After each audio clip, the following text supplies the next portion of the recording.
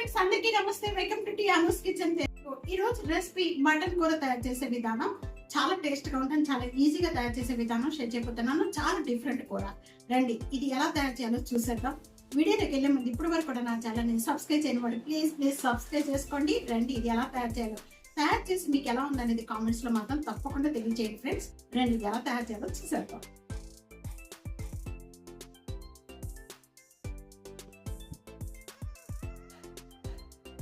Curry తయారు చేసుకోవడానికి mutton అనేది ఒక 1/2 kg మటన్ అండి. దీన్ని సాల్ట్ వేసేసుకొని బాగా 3-4 టైమ్స్ వరకు కూడా బాగా క్లీన్ చేసి పెట్టేసుకోండి. జార్లో ఒక 6 పచ్చిమిర్చి, ఒక గుప్పుడు కొత్తిమీర, కొద్దిగా కరివేపాకు, అల్లం ముక్కలు, అలాగే ఒక 6 లేక 5 వెల్లుల్లిపాయ రబ్బలు, ఇవన్నీ కూడా కొద్దిగా వాటర్ పోసేసుకొని ఇదంతా కూడా పేస్ట్గా చేసుకోవాలి. ఈ జార్ పట్టుకున్న పేస్ట్ అంతా కూడా ఇప్పుడు ఈ మటన్లో మొత్తం కూడా కలిపేసుకుందాము. ఈ విధంగా మటన్ కర్రీ తయారు చేసుకోవడం వల్ల చాలా టేస్ట్గా ఉంటుందండి. మనం కొత్తిమీర, కరివేపాకు ఇవన్నీ కూడా కూరలో వేసినప్పుడు తీసేసి మనం పడేస్తూ ఉంటాము మధ్య మధ్యలో. ఇలా పేస్ట్ చేసుకొని వేసుకోవడం వల్ల హెల్త్కి అనేది చాలా మంచిగా ఉంటుంది. ఈ మొత్తం పేస్ట్ అంతా కూడా దీంతో పాటు ఒక 1/2 కప్ అనేది పెరుగు, చిన్న కప్పుతో అండి. మొత్తం కూడా ఇది 3 స్పూన్లు ఉంటుంది పెరుగు. పుల్లటి పెరుగు కాదండి, ఫ్రెష్గా ఉండే పెరుగు. ఇదంతా కూడా వేసేసుకొని ఈ మటన్కి అంతా కూడా బాగా పట్టించేసేయండి. బాగా పట్టించేసేసి దీన్ని ఒక 10 మినిట్స్ సైడ్ పెట్టేసుకోండి.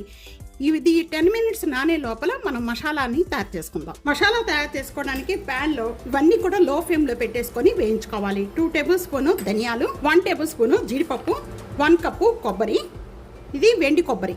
కొద్దిగా వేగిపోయిన వెంటనే 1 టేబుల్ స్పూన్ గసగసాలు కూడా వేస్తున్నాను. దీంట్లో గసగసాలు వేగితాకి చాలా తక్కువ టైం పడుతుంది కాబట్టి ఇవన్నీ వేగిన తర్వాత గసగసాలు వేసుకోండి. మంచి స్మెల్ వస్తూ ఉంటుంది. ఆ టైంలో ఇప్పుడు స్టవ్ బంద్ చేసేద్దాం. స్టవ్ బంద్ చేసేసుకొని ఇవన్నీ కూడా చల్లారిపోయిన తర్వాత మిక్సీ జార్లో వేసుకొని బాగా మెత్తగా పేస్ట్ చేసుకొని పక్కన పెట్టేసుకోండి. ఈ విధంగా ఫస్ట్ ఇదంతా మెత్తగా చేసుకుని వెంటనే వాటర్ పోసేసుకొని మొత్తం పేస్ట్ లా చేసుకోండి. ఎంత లేతగా ఉన్న తీసుకున్న మటన్ అయినా కూడా కొద్దిగా టైం ఎక్కువ పడుతుంది మామూలుగా ఉడికించుకుంటే. అందుకనే ఇక్కడ కుక్కర్లో వేసేసుకోండి. కుక్కర్లో వేసేసుకోవడం వల్ల చాలా తొందరగా అయిపోతుంది. ఒక 4 టేబుల్ స్పూన్ ఆయిల్ వేస్తున్నాను. ఇక్కడ ఆయిల్ బాగా కాగిపోయిన వెంటనే మీడియం సైజ్ ఉల్లిపాయలు అండి. 3 ఉల్లిపాయలు 1/2 kgకి కరెక్ట్గా సరిపోతుంది మనకి గ్రేవీ. 3 ఉల్లిపాయలు ఇలా మిక్సీ జార్లో వేసేసుకొని మెత్తగా పేస్ట్ చేసుకోండి. మీరు కావాలి అనుకుంటే ఉల్లిపాయ చిన్న చిన్న పీసెస్గా కూడా కట్ చేసుకోవచ్చు. మంచి స్మెల్ పోయేంత వరకు కూడా బాగా వేయించుకోవాలి ఉల్లిపాయ. ఈ ఉల్లిపాయ ఈ విధంగా మగ్గిపోయిన వెంటనే ఒక 1/2 టేబుల్ స్పూన్ పసుపు, టేస్టీ సరిపడా సాల్ట్, 1 టేబుల్ స్పూన్ కారం. మీరు కారం అనేది ఎంత తీసుకుంటారో అంత దాన్ని బట్టి వేసుకోండి. 1 టేబుల్ స్పూన్ కారం వేసాను. ఆల్రెడీ మనం పచ్చిమిర్చి చేసాం కాబట్టి ఘాట్ ఎక్కువ ఉంటుంది, అందుకని కారం తగ్గించి వేసుకోండి. ఉల్లిపాయ బాగా వేగిపోయిన వెంటనే కూడా ముందుగా మనం మ్యారినేట్ చేసుకున్న మటన్ అంతా కూడా ఇప్పుడు వేసుకోండి. దీంట్లో ఈ మసాలా అంతా కూడా బాగా వేయించాలి. ముందుగా మనం మిక్సీ జార్ పట్టుకున్న ఈ మసాలా పేస్ట్ అంతా కూడా ఇప్పుడు దీంట్లో వేసేసుకోండి. కొద్దిగా వాటర్ యాడ్ చేసేసి మొత్తం కూడా బాగా కలుపుకోవాలి. ఈ మటన్కి అంతా ఈ మసాలా బాగా పట్టించేసేయాలి.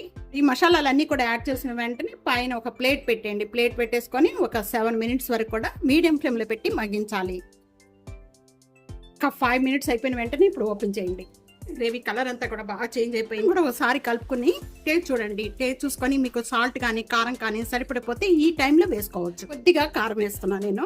కారం కొద్దిగా సరిపోతే బాగుంటుందండి. నాన్ వెజిటేరియన్లో కారము, సాల్ట్, అలాగే ఆయిల్ కూడా ఎక్కువ పడుతుంది.